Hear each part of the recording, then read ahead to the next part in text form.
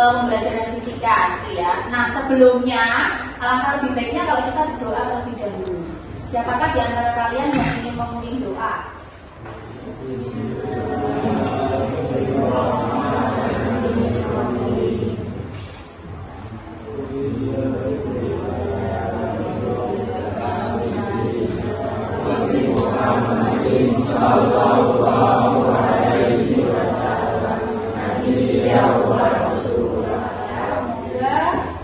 Dengan dibacakannya doa, pembelajaran kita pada pagi hari ini bisa berjalan dengan lancar ya.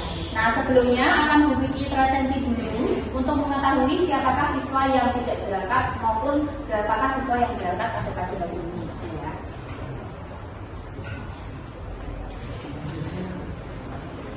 Ahmad Ilham Kurniawan, kita doakan semoga teman kita yang tidak berangkat karena sakit itu tadi bisa bergabung dengan kita di lain hari ya, semoga cepat lulus. Nah, sebelum kita mempelajari tentang pembelajaran yang akan kita bahas hari ini, Bu Vicky mau tanya dulu ya. Kalian kan tahu ya bahwa ada yang namanya tekanan pada zat padat. Minggu lalu kita sudah belajar mengenai tekanan pada zat padat belum? Sudah kan? Ya enggak? Yang apa namanya? Jadi kalau misalnya luas penampangnya besar ataupun kecil itu ternyata membuat tekanan pada zat padat itu jadi berbeda. Kalau luas penampangnya besar maka tekanannya bagaimana? Kalau luas penampangnya besar maka tekanannya kecil. Kalau luas penampangnya kecil maka tekanannya besar ya. Contohnya adalah pada kemarin mungkin mencontohkan apa? Pada kaki ayam dan kaki bebek ya. Jadi kaki bebek itu ada selaputnya sehingga membuat kaki bebek itu memiliki luas penampang yang besar. Gunanya apa? Supaya tekanannya tidak besar, supaya tekanannya kecil sehingga dia bisa lebih mudah untuk berjalan di tempat yang becek ataupun di tanah yang berlumpur gitu ya. Nah, itu kan kalau tekanan pada zat padat. Nah, menurut kalian apakah dalam zat cair itu juga ada tekanan? Di dalam air ataupun di dalam laut ada tekanan enggak? Tidak ada. Menurut kalian apa itu tekanan namanya? Itu tekanan? Ya, itu tekanan hidrostatis. Nah, ini kita akan mempelajari mengenai tekanan hidrostatis. Hari ini kita akan belajar mengenai menganalisis konsep tekanan pada zat cair dan faktor-faktor yang mempengaruhi. Tadi kalian bilang bahwa tekanan pada zat cair itu disebut dengan tekanan hidrostatis. Oke, betul. Kemudian setelah kita paham mengenai tekanan hidrostatis, kita akan coba menerapkan konsep tekanan pada zat cair untuk menyelesaikan suatu masalah. Jadi nanti kalian akan saya beri satu masalah gitu ya. Kemudian secara berkelompok kalian akan menyelesaikan masalah tersebut. Berdiskusi dengan anggota kelompoknya masing-masing. Paham ya? Nah, untuk melakukan penyelidikan atau untuk menyelesaikan masalah yang tadi Bu Vicky bilang, kalian akan dibagi menjadi beberapa kelompok. Karena ini tadi jumlahnya ada 32 gitu ya. Jadi masing-masing kelompok nanti isinya ada 4 anak dan berarti 32 dibagi 4, berarti ada 8 kelompok gitu ya. Nah, oke, tadi kalian sudah saya bagi menjadi beberapa kelompok, betul? Sudah? Semua siswa sudah mendapatkan kelompok ya? Sudah, ada 8 kan tadi? Nah, oke, kalau begitu silakan kalian berkumpul dengan anggota kelompok masing-masing. Nah,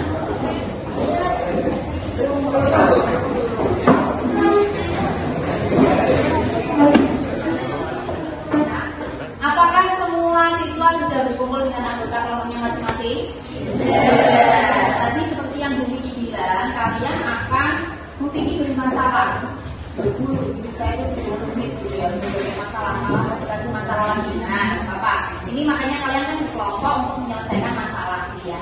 Nah, masalahnya akan Bu Vicky kirimkan di grup Telegram. Silakan nanti kalian baca, kemudian kita akan simpulkan bersama-sama. Letak masalahnya ada di mana dan bagaimana cara menentukan solusinya. Ya.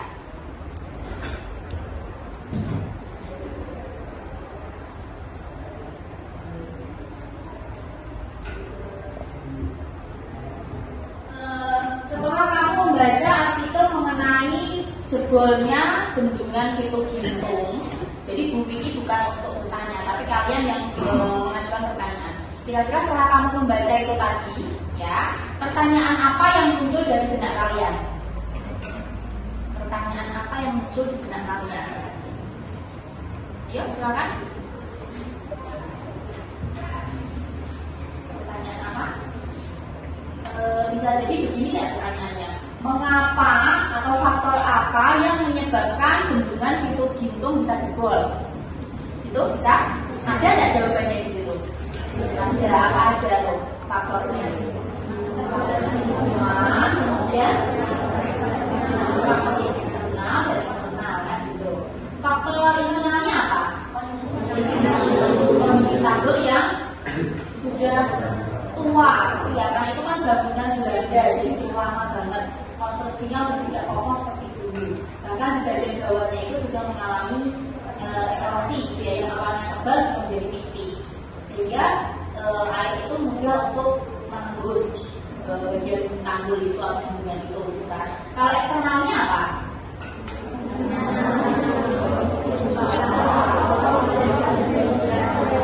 Gimana? Bencana lain seperti gempa dan lain-lain. Nah, menurut kalian faktor utama apa yang menyebabkan bendungan Situ Gintung itu bisa jebol? Ada nggak hubungannya dengan konsep fisika yang akan kita pelajari? Ada, yaitu apa? Mengenai apa? Jadi tadi kondisi bendungannya itu kan sudah tua gitu ya, sehingga konstruksinya itu sudah lemah, tidak sekokoh dulu, tidak sekuat dulu kan gitu. Padahal ya di dalam air sungai itu pasti tentu akan memberikan tekanan, yaitu tekanan pada jajar yang tadi kamu sebutkan, yaitu tekanan apa? Sehingga apa? Sehingga ya tekanan hidrostatis dari air itu, dari air sungai yang harusnya bisa ditahan oleh bendungan, tapi karena bendungan itu sudah rapuh gitu ya, sudah tidak kokoh, maka tekanan air itu menyebabkan bendungan menjadi jebol. Jadi sebenarnya faktor utama dari jebolnya tanggul atau bendungan Situ Gintung adalah karena adanya tekanan hidrostatis. Nah, makanya dibangunlah sebuah bendungan supaya tekanan hidrostatisnya itu bisa ditahan. Tapi karena bangunannya sudah tua, tidak dilakukan perbaikan dan lain sebagainya, maka bisa menyebabkan bendungan tersebut jebol. Nah, itu adalah masalah yang kita hadapi sekarang. Jadi, anggaplah itu adalah masalahmu gitu ya. Kemudian pertanyaan yang kedua adalah bagaimana solusinya supaya kita jika memiliki sebuah bendungan, kita membuat sebuah bendungan supaya tidak gampang jebol, maka apa yang harus kita lakukan? Nah, itulah yang akan kalian selidiki gitu ya. Gitu. Nah, tadi Bu Vicky menyebutkan bahwa kalian juga sudah membaca bahwa faktor utama dari jebolnya bendungan Situ Gintung adalah karena ada tekanan hidrostatis. Nah, sebelumnya kalian sudah tahu belum ini dinamakan tekanan hidrostatis itu bagaimana bunyinya? Bunyinya bagaimana? Tekanan hidrostatis adalah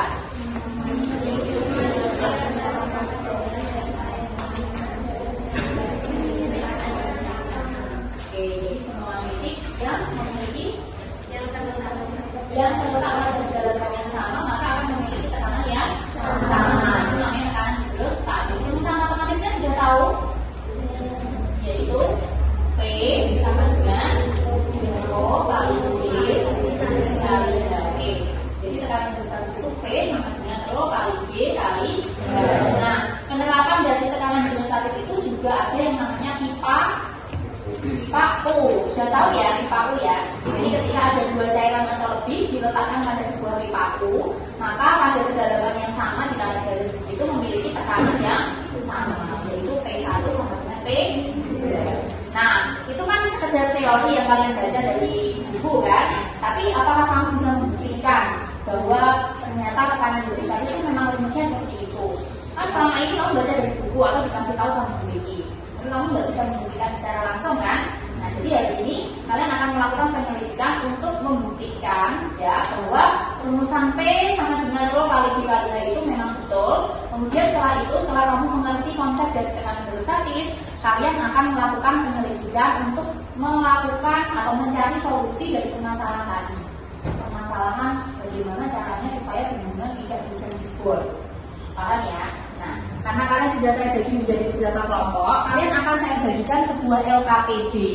Ya, LKPD-nya itu nanti untuk penyelidikan, sudah ada petunjuk-petunjuknya di situ, gitu. Nanti tinggal kalian baca, ikuti petunjuknya, dan kemudian isilah tabel-tabel yang ada di bawahnya. Ada fungsinya beda sama di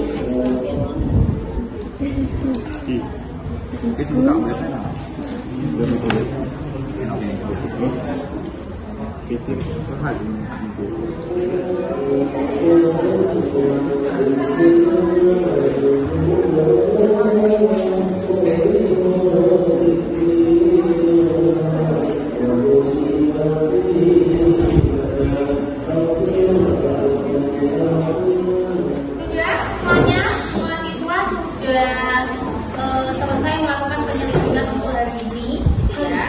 Nah, sebelum Bu Vicky tutup, karena ini sudah mau istirahat, sebelum Bu Vicky tutup, kita refleksi dulu. Kira-kira apa saja sih yang kita lakukan ataupun yang kita pelajari di hari ini? Nah, tadi yang pertama kita ngapain awalnya? Yaitu membaca artikel, refleksi ya. Pertama kita membaca artikel tentang apa?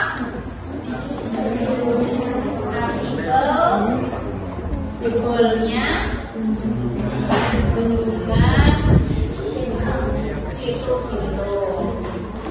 Nah, setelah kamu membaca, informasi apa yang kamu dapatkan dari situ?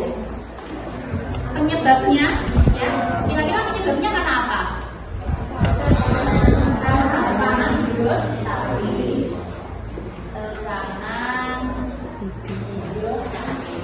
Setelah itu, kalian berkumpul dengan anggota kelompok masing-masing untuk ngapain? Diskusi, melakukan penyelidikan ya. Penyelidikan kelompok. Nah, ini adalah yang sudah kalian lakukan. Yang belum selesai berarti apa? Tadi penyelidikannya sampai mana? Yang belum selesai berarti?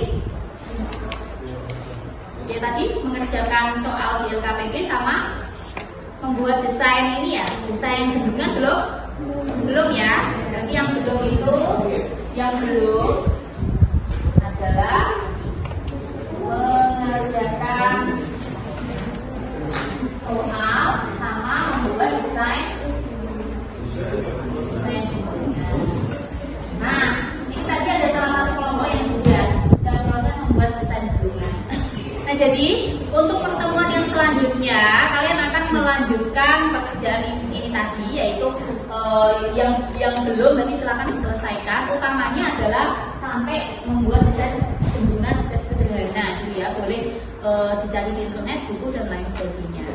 Nah, di pertemuan yang selanjutnya juga nanti kita akan mendengar presentasi dari beberapa kelompok. Nanti mungkin tidak semuanya, mungkin hanya 2 atau 3 kelompok yang masuk ke depan untuk menyampaikan hasil diskusinya. Kemudian di akhir pembelajaran besok kita akan coba kuis gitu ya, untuk mengetahui yang sudah kamu pelajari itu apa. Insya Allah gampang-gampang karena kan sudah kamu lakukan penyelidikan sendiri kan. Nah, itulah tadi pembelajaran kita di hari ini. Sampai jumpa pertemuan yang selanjutnya, gitu ya. Sekian dari Bu Vicky. Semoga yang kita pelajari hari ini bermanfaat bagi kita semua. Amin. Sekian. Assalamualaikum warahmatullahi wabarakatuh. Waalaikumsalam warahmatullahi wabarakatuh. Silakan beristirahat semuanya. Tepuk tangan untuk kita semua. Assalamualaikum warahmatullahi wabarakatuh. Waalaikumsalam. Selamat siang anak-anak. Bagaimana kabarnya hari ini? Alhamdulillah. Baik ya, alhamdulillah. Nah, sudah siap untuk mengikuti pembelajaran kuis kita belum? Insyaallah siap ya. Oke. Jadi sebelum kita memulai pembelajaran ya, kalau baiknya kita berdoa terlebih dahulu. Nah, siapakah yang akan memimpin doa? Silakan ya, memimpin doa.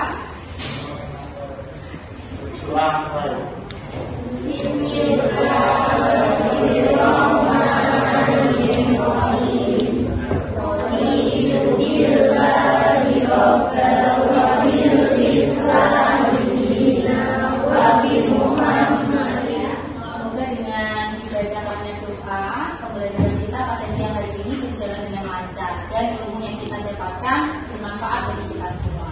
Amin. Ya. Oke, Bu Vicky presensi dulu untuk mengetahui siapakah siswa yang berangkat maupun yang tidak berangkat, gitu ya.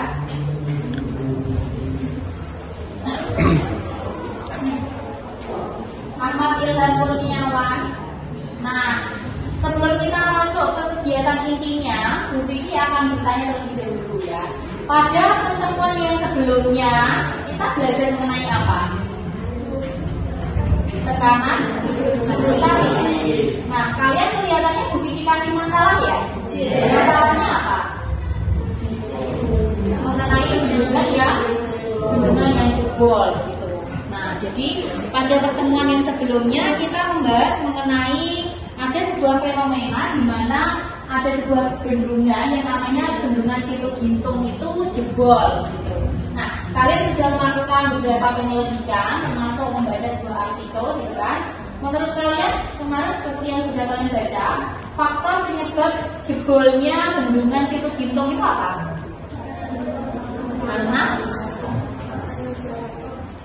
Karena adanya tekanan hidrostatis. Jadi struktur dari bangunan bendungan yang sudah tua, yang sudah tidak kokoh begitu, karena bangunan yang sudah lama, kan, itu menyebabkan tekanan hidrostatisnya itu tidak bisa ditahan lagi. Jadi yang dulu bangunannya itu kokoh, otomatis tekanan hidrostatis masih bisa ditahan. Tapi karena sudah lama-kelamaan sudah rapuh, erosi dan sebagainya, sehingga lama-kelamaan tidak bisa lagi menahan tekanan hidrostatis. Nah, itu yang sudah kalian baca kemarin kan. Nah, kira-kira kalau menurut kalian yang namanya ada masalah, tentu saja kan harus kita cari solusinya, betul nggak?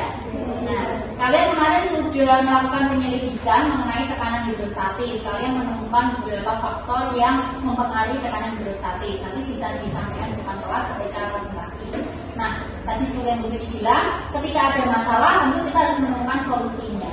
Apakah kalian sudah menemukan solusinya seperti apa? Sudah atau belum? Belum ya. Ada beberapa kelompok yang sudah, ada juga yang belum. Nah, jadi itulah kegiatan kita pada pertemuan di siang hari ini. Jadi kita akan menentukan atau mencari solusi bagaimana caranya supaya ya bangunan bendungan itu bisa menahan tekanan hidrostatis supaya menghindari terjadinya jebol kembali gitu. Jadi supaya bendungannya tidak jebol lagi gitu ya.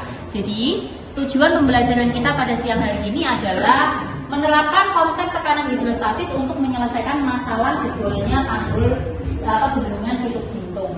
Jadi nanti kalian akan membuat sebuah solusi yang berhubungan dengan tekanan hidrostatis gitu ya.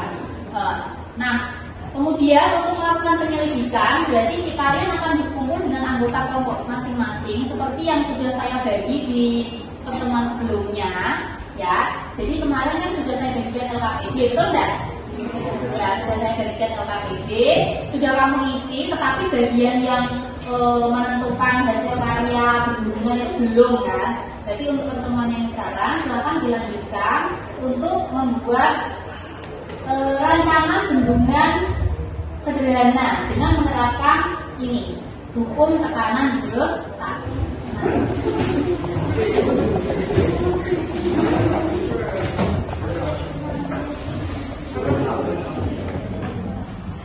Coba kalian pura-puranya diskusi gitu.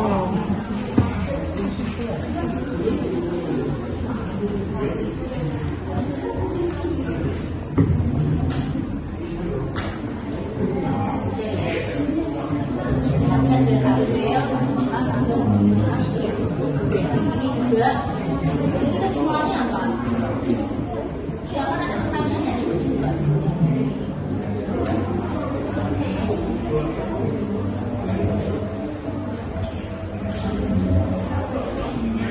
PH sama dengan Pro kali Q kali D.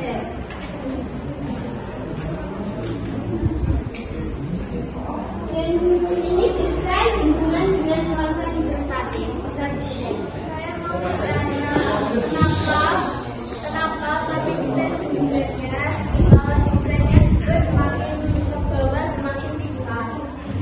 Ya, jadi kita lanjutkan ke pembelajaran yang selanjutnya. Jadi kalian sudah melakukan penyelidikan tadi ya, dari mulai melakukan simulasi PET, kemudian merancang bendungan, kemudian tadi juga ada beberapa kelompok yang presentasi gitu kan. Jadi mari kita simpulkan kegiatan kita pada siang hari ini.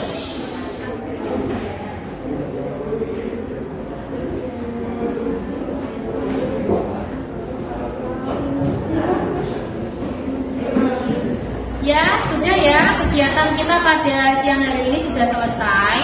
Jadi kita bisa siap-siap untuk pulang gitu. Tapi sebelumnya kita refleksi dulu seperti biasa.